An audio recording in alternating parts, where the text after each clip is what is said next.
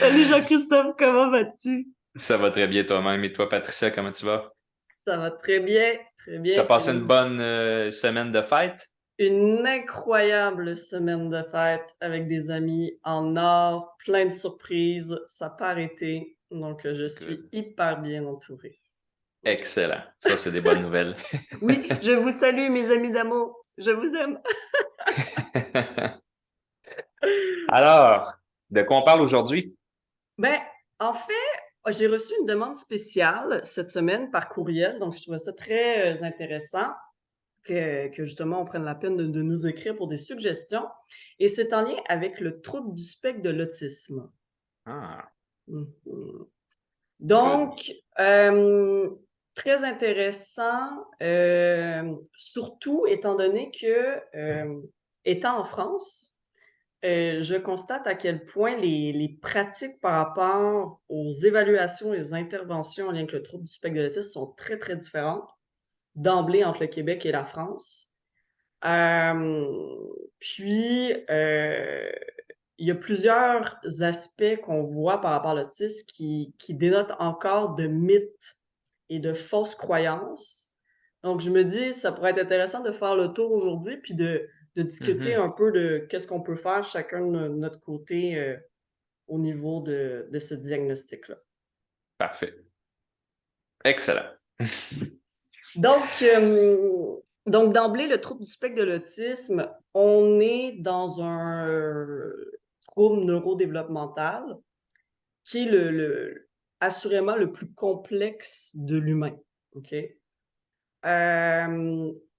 Ce qui est dommage avec le trouble du spectre de l'autisme, c'est qu'on va venir souvent mélanger ça avec de la déficience intellectuelle, avec un trouble de comportement, avec un trouble d'apprentissage, avec un trouble d'intégration sensorielle, alors que non, le trouble du spectre de l'autisme, euh, il peut avoir une comorbidité hein, de chacun Mhm. de ce que je viens de vous dire, mais le trouble du spectre de l'autisme, ce n'est pas ce que j'entends, ah, c'est un handicapé ou c'est un déficient intellectuel.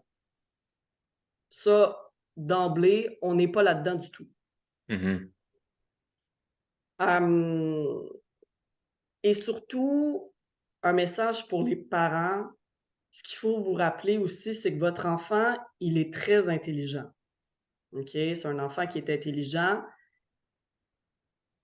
C'est que dans l'autisme, il y a des surconnexions et des sous-connexions au niveau du cerveau qui fait que sa manière de percevoir son environnement et d'émettre des réponses va être complètement différente. Donc, ce n'est jamais en lien avec intelligence. OK? L'intelligence, ouais. Parce que trop souvent, puis je vous le dis là à cœur ouvert, j'ai reçu des parents en pleurs en me disant, mais tu sais, Patricia, mon enfant, il est intelligent. Oui, oui, il est intelligent parce que votre enfant, il a son intelligence, OK? Après, il peut avoir, oui, associé au trouble du spectre de l'autisme, de la déficience intellectuelle. Fait que ça, il peut avoir ça comme comorbidité, comme je disais. Mais en tous les cas, c'est pas parce qu'on a un trouble du spectre de l'autisme qu'on est non intelligent.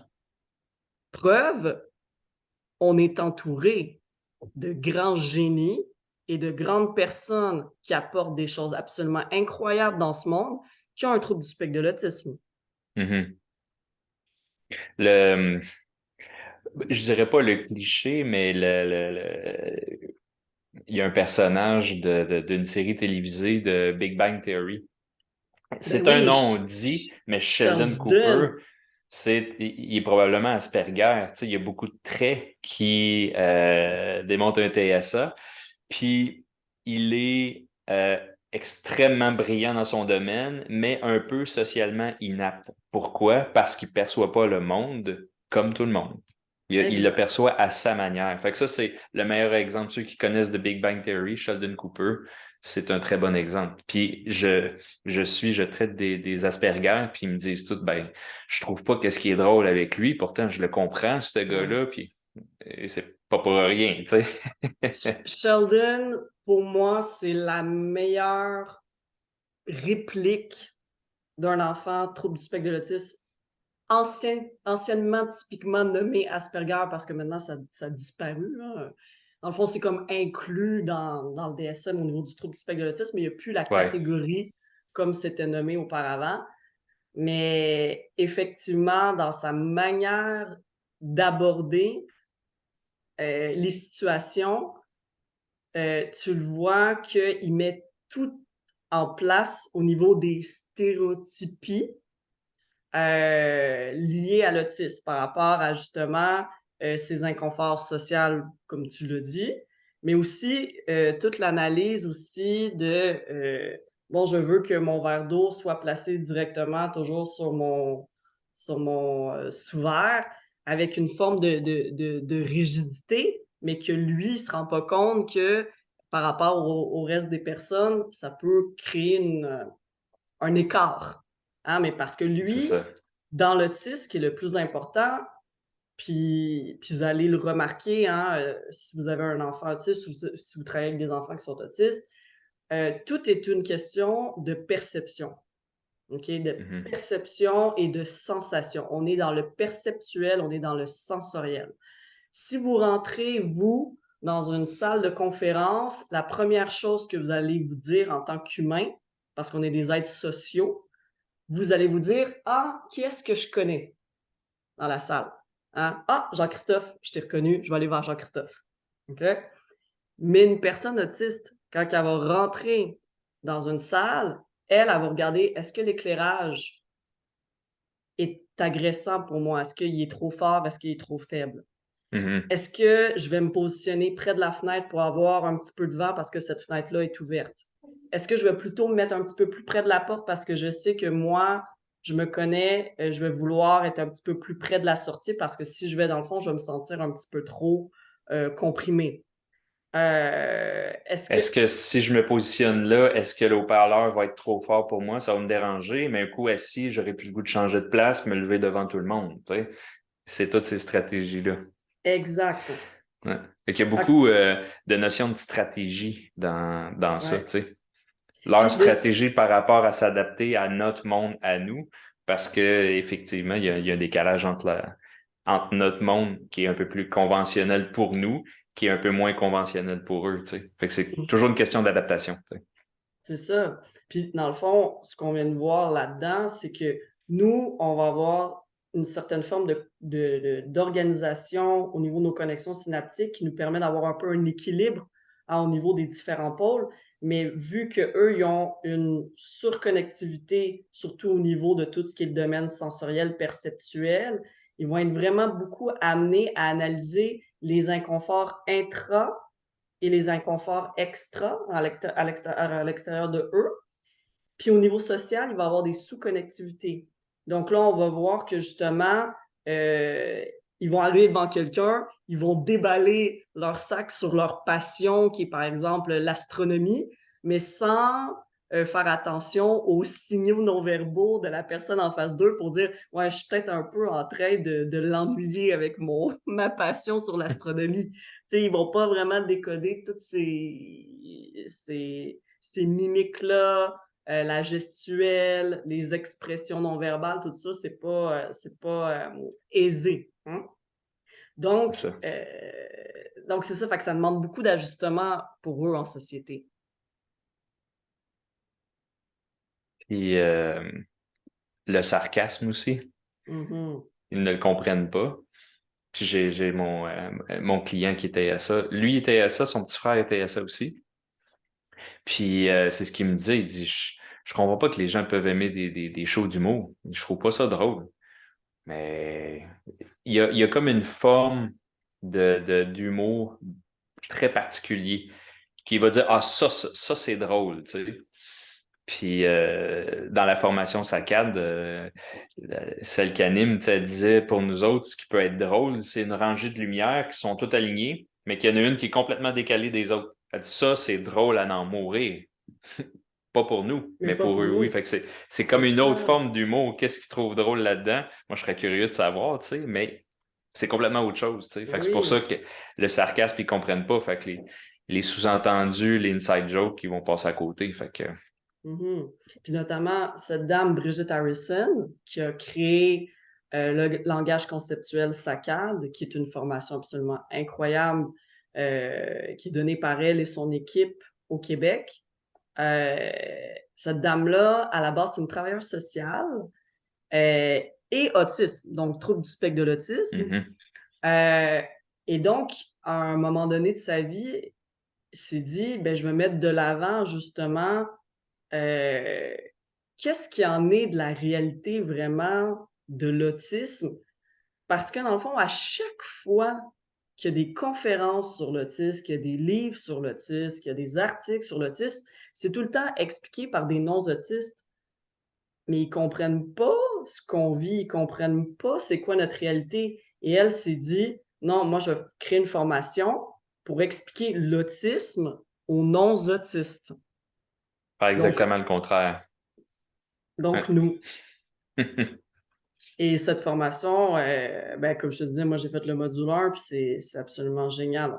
C'est génial parce que, puis il y a son livre que je vous recommande, donc l'autisme expliqué aux non-autistes, qui permet de justement défaire tous les mythes hein, reliés par rapport à l'autisme, notamment, on peut voir des enfants autistes qui vont faire du rocking. Hein? Fait que ce mouvement-là, qui d'ailleurs, je faisais beaucoup moi-même étant jeune, hein, mais je vais vous expliquer pourquoi on fait ça. Ce n'est pas nécessairement parce que l'enfant veut vous déranger en classe ou parce que, bon, il est bizarroïde. C'est surtout, on se ramène que c'est un être perceptuel et sensoriel. Fait qu'ici, on est tout simplement dans la recherche du mouvement pour mieux sentir notre corps.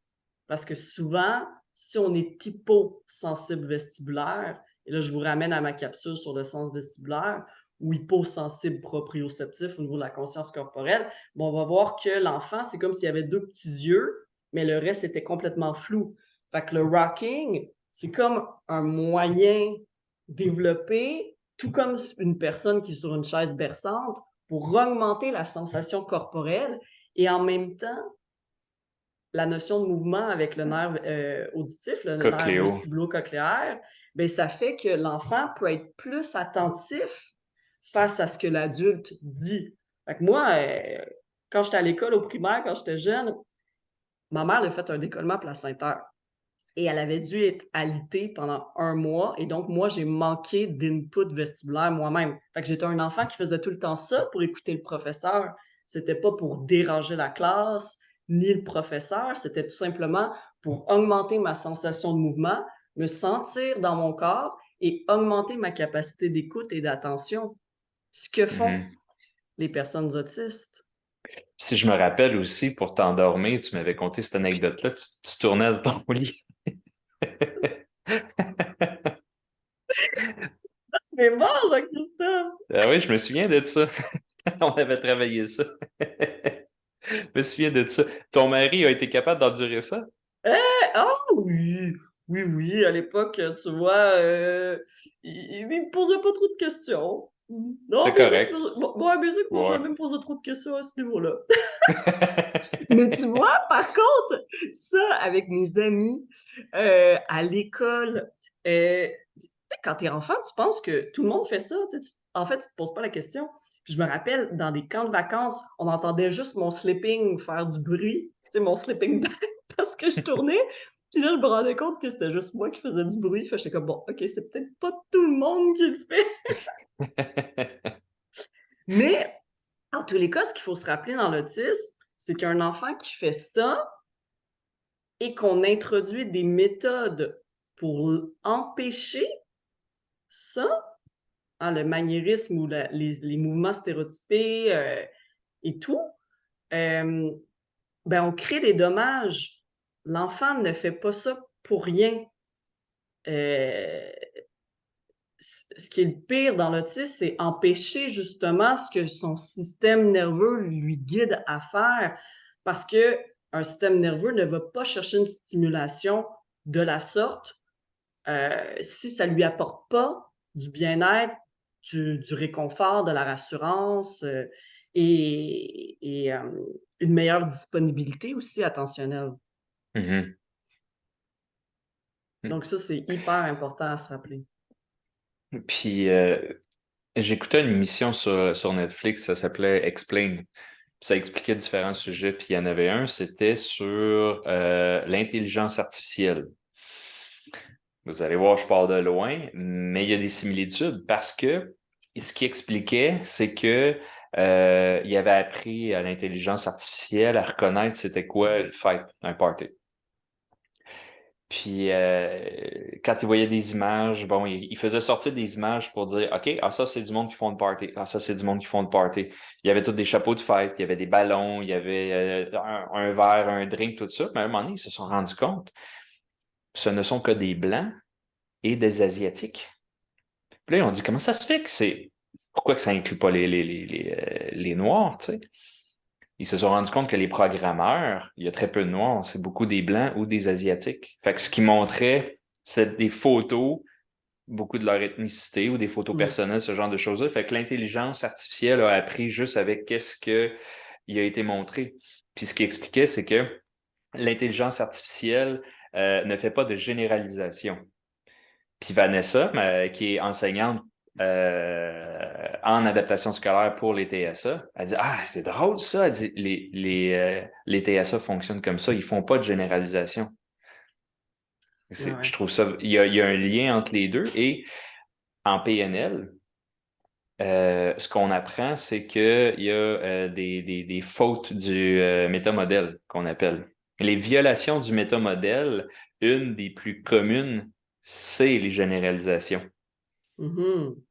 Fait que dans le fond, il y a quelque chose de vraiment intéressant à ce niveau-là parce qu'on parle de programmation neuro-linguistique qui, d'emblée, nous, on considère qu'on fait, mettons les neurotypiques, on fait des violations du métamodèle. Puis quand on fait une violation, pour expliquer un peu ce que c'est brièvement, si on fait une généralisation, on peut dire, ah, c'est toujours comme ça avec toi.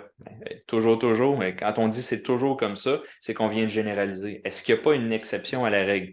Puis on y pense, puis ah oui, c'est vrai, c'est arrivé une fois que c'était pas comme ça, tu sais. Mais tout de suite, on est allé généraliser. Puis c'est comme ça qu'on va cataloguer ou placer toutes nos informations, tu sais. Puis quand on fait une violation du métamodèle, l'idée, c'est que ça permet de décortiquer deux structures. Les structures de surface, qui est le langage qu'on utilise, et la structure profonde. La couche profonde, c'est ce qu'on ressent, c'est ce qu'on vit. Et que ce qu'on ressent, ce qu'on vit, est représenté par ce qu'on dit. Et c'est dans les violations qu'on peut aller voir qu'est-ce que la personne vit. Fait que dans le Mhm. fond, l'art du coaching, c'est l'art de poser les bonnes questions. Et c'est par rapport aux violations du métamodèle. Mhm. Et je trouve qu'il y a quelque chose de fascinant dans ça. Parce que si on fait des généralisations, que ça nous permet de montrer la structure entre externe et interne, et que les TSA ne font pas de généralisation, il y a quelque chose là. Ah ouais. Il y a Ah, quelque tout à chose fait. d'intéressant là. Tout à fait. Fait Parce que, que nous, en tant que neurotypique, on va prendre tel événement, tel événement, tel événement, telle situation, puis on va faire des déductions qui vont nous amener, tu sais, d'un point A au point B au point C, puis on va faire comme une justement, chaîne. une situation en chaîne. Ouais. Mais comme Brigitte Harrison le mentionne bien, le cerveau d'une personne autiste, c'est comme une voiture avec une boîte manuelle. Hmm. Tandis que nous, neurotypiques, on a un cerveau avec une boîte automatique. On fait facilement euh, les liaisons et on arrive plus rapidement à des conclusions. On a besoin de moins de répétitions pour comprendre un aspect. On a besoin de moins aussi de repères sensoriels, perceptuels pour se sentir confortable dans un environnement, tandis que eux, oui. Euh, Puis vous voyez, c'est tellement manuel, hein, c'est comme si, dans le fond, le cerveau était comme euh,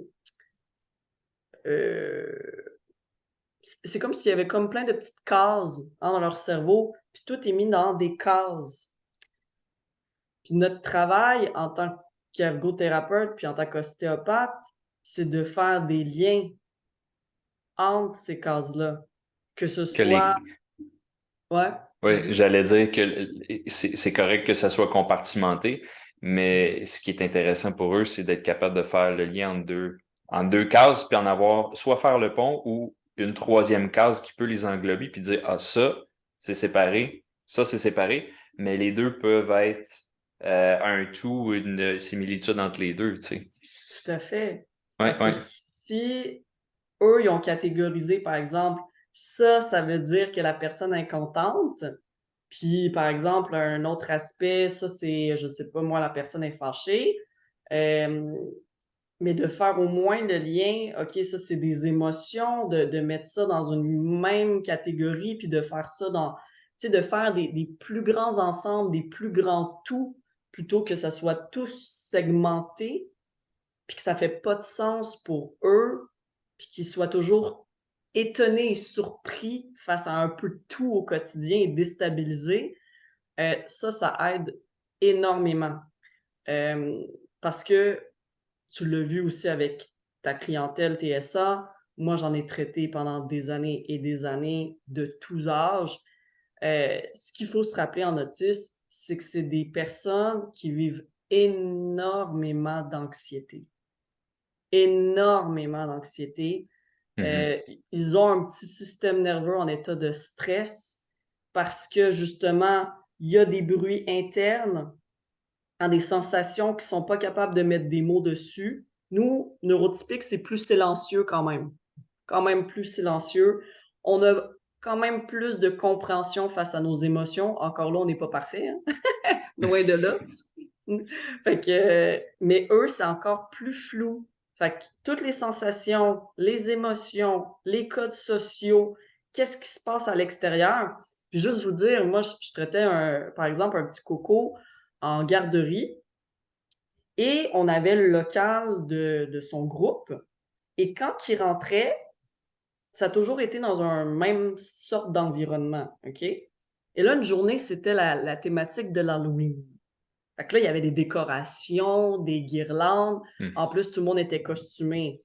Fait que là, l'enfant, là, il se dit, mais c'est qui ces gens? Hein, ce n'est Ah, pas c'est les ça. amis habituels parce Non, c'est que ça. ils ont des maquillages, ils ont des costumes, il y a des guirlandes. Ces repères, ils sont complètement différents. Et en plus, l'éducatrice, elle avait mis un bloc en plein milieu. Euh, et c'est drôle parce que là, c'était la journée de l'Halloween. Donc, on avait tout fait en sorte pour bien aviser l'enfant avant que l'Halloween arrivait. On lui montrait les pictogrammes, hein, parce que dans le fond, on prépare l'enfant face à l'événement. Que les costumes, ça fait partie de la fête. Le maquillage, ça fait partie de la fête. On se maquille, nous d'abord. On lui demande de nous maquiller avant qu'on le maquille s'il accepte. Bon, etc. Parce qu'il y a tout un travail sensoriel à faire. Mais au-delà de la fête, les guirlandes, tout ça, on prépare énormément pour pas que ça crée puis ça génère du stress ou une crise autistique qui sont assez grandes. Juste le bloc qui était resté là, c'était intéressant parce que l'enfant, il savait plus comment rentrer dans le local.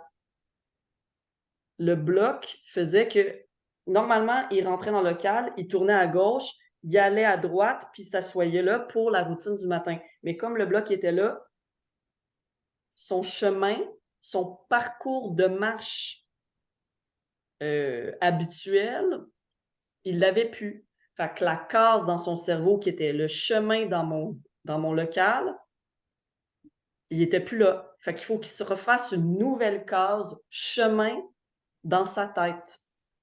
Mhm. Fait que imaginez-vous tout le travail et l'énergie que ça demande pour ces enfants-là, ou ces adolescents-là, ou ces adultes-là, à tous les jours, ne serait-ce que seulement pour rentrer dans un local. En plus de tout ce qui est généré par l'environnement, les guirlandes, les scies, ça les déstabilise. Là. Pour eux, pas la même garderie, c'est pas la même pièce, c'est pas les mêmes gens. C'est quelque chose.